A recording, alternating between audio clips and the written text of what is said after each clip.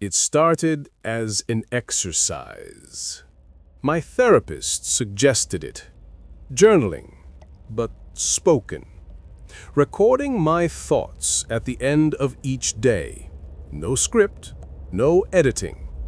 Just me talking to myself. It'll help you process, she said. Help you feel less alone. I was skeptical.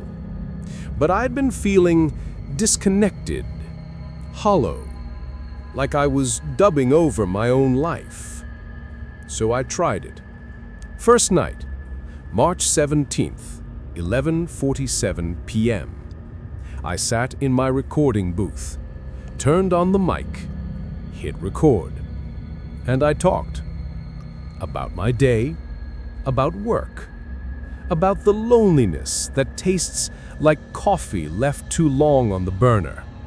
7 minutes and 32 seconds. I said goodnight to myself, to no one, to the red recording light that stared back like a patient eye. I saved the file. Journal _March 17th.wav. And I went to bed. The next morning, I played it back, just to hear how I sounded. Whether I sounded like myself or like the performance I had been giving for so long. I pressed play. My voice came through the speakers, talking about my day, the difficult client, the burnt toast, the woman I saw on the bus who reminded me of someone I used to know. 7 minutes. But then, 7:33, 7:34, 7:35. I kept talking. But I was asleep when this was recorded. I know because I remember stopping. I remember saying goodnight. I remember closing the program. But the file kept going. 8. My voice, but lower, slower, talking about things I didn't remember saying. I saw her again today, la mujer en la ventana, the woman in the window. She's always there, watching, waiting for me to remember. I don't know anyone in a window. I didn't say this, but it's my voice, my inflection, my rhythm, my throat. I stopped the playback, checked the file properties. Duration, 23 minutes, 14 seconds. Recorded March 17th, 11:47 p.m. to 12:10 a.m. But I went to bed at 11:59 p.m. I was asleep by midnight. I thought it was a glitch, corrupted file, software error, some weird artifact from the recording process. So I deleted it. And I tried again the next night. March 18th, same routine, 7 minutes, talking about nothing and everything. Stopped recording, saved the file, went to bed. The next morning, 26 minutes. Again, my voice continued after I'd stopped, but this time it wasn't just talking. It was answering questions. Questions I didn't ask. Why did you leave her there? My voice, quiet, guilty. I didn't mean to. I didn't know. No sabía que ella todavía estaba, that she was still. I don't speak Spanish fluently. A few words, menu items, greetings, but this was conversational. This was confession. Every night I see her. En el espejo, en la ventana, En cada superficie que refleja, she's waiting for me to remember what I did. What did I do? I've never hurt anyone, never left anyone, never had a her to leave. But my voice, my recorded voice, it remembers. I researched everything. EVP, electronic voice phenomena. The idea that devices can capture voices from somewhere else, something else. Hauntings, possessions, echoes of the dead. But this wasn't a ghost speaking through static. This was me. My cadence, my variable tics, the way I clear my throat before saying something difficult, the pause I take when I'm choosing words carefully. I started testing it. Every night, different approaches. One night, I recorded silence, just turned on the mic and sat there for 5 minutes, said nothing. The file played back at 18 minutes, and the voice, my voice, filled the silence. She's getting closer. I can hear her in the walls now, arañando, scratching. She wants me to open the door, to let her in. But if I do that, if I remember, entonces todo termina. Then everything ends. Another night, I spoke in a whisper, barely audible. The playback came through clear, full volume, and then kept going. I buried her voice with mine, thought if I talked enough, loud enough, constant enough, I could cover the sound of her. But you can't bury sound. Sound doesn't die. It just waits. The recordings started changing, not just continuing after I stopped, but diverging. I'd say today was difficult. Client wanted 17 revisions. I'm tired. The playback would start the same, but then my voice would split. One version, the one I recorded, would continue normally. The other version would talk underneath it. A second track, a ghost vocal. Today I saw her again. She was standing across the street. I pretended not to see, but she knows. Ella siempre sabe. Two voices, both mine, both speaking simultaneously. One about my day, one about hers. I tried talking over it, drowning it out. I'd record myself reading, long passages, poetry, technical manuals, anything to fill the space with my voice. But the other voice, the one underneath, it got louder, more insistent.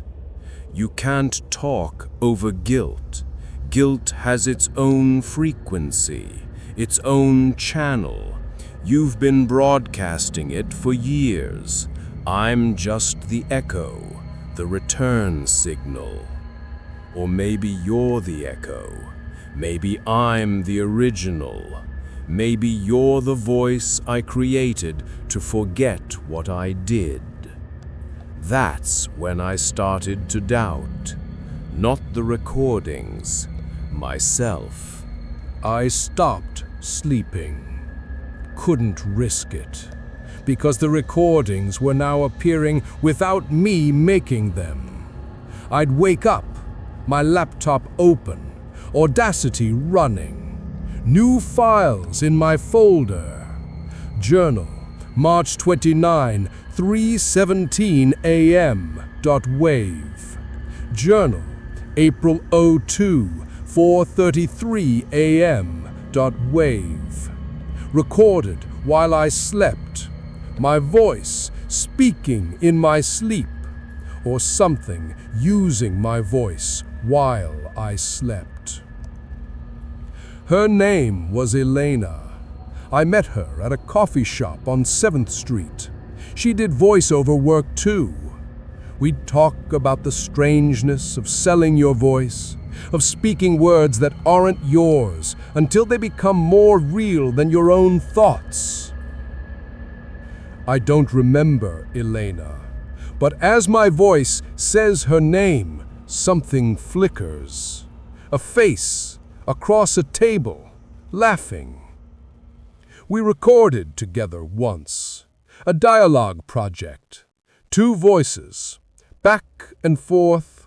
We improvised, talked for hours about loneliness, about the fear of being forgotten, about what happens to voices when no one listens anymore. She said something I've never forgotten, even though I've tried. She said, "Every time you record your voice, you leave a piece of yourself in the machine, a ghost in the signal. And if you record enough, if you give away enough pieces, eventually there's nothing left, just the recording, just the ghost." A month later, she disappeared. They said she moved out of state, no forwarding address, no social media updates, just gone. But I know, because I have the last recording we made together, the one where we talked for 6 hours, where she told me things she'd never told anyone, where I recorded her confession. And then I erased it. I deleted her voice from my hard drive, from the cloud, from everywhere. Because what she told me, what she confessed, I couldn't let anyone hear it, including myself. I remember now. We were recording, late night, just talking. The kind of conversation that only happens when you're tired enough to be honest. She was telling me something about her past, something heavy. And then, mid-sentence, she stopped. Not a pause, a stop, like someone cut her power. Her eyes, still open, staring at the screen, at the waveform of her own voice frozen on the timeline. I called 911. Of course I did.